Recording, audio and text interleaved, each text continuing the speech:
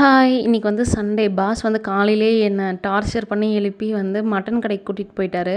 எனக்கு சண்டேல பிடிக்காத வேலை வந்து வீட்ட விட்டு வெளியில போறது. எனக்கு சுத்தமா கொஞ்சம் கூட பிடிக்காது. இன்னைக்கு வந்து பிரேக்ஃபாஸ்ட் வந்து ஸ்கிப் பண்ணிட்டோம். டைரக்ட்டா வந்து லஞ்ச் தான்.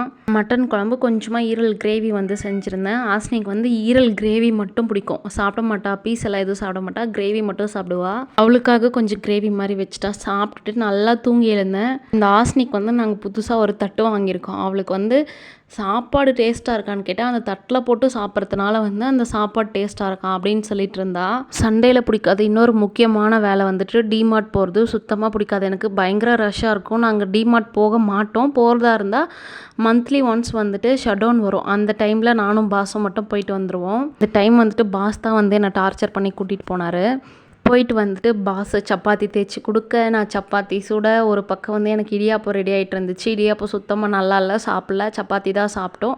ஸோ எங்களோட சண்டே இப்படி தான் போச்சு. பாய்.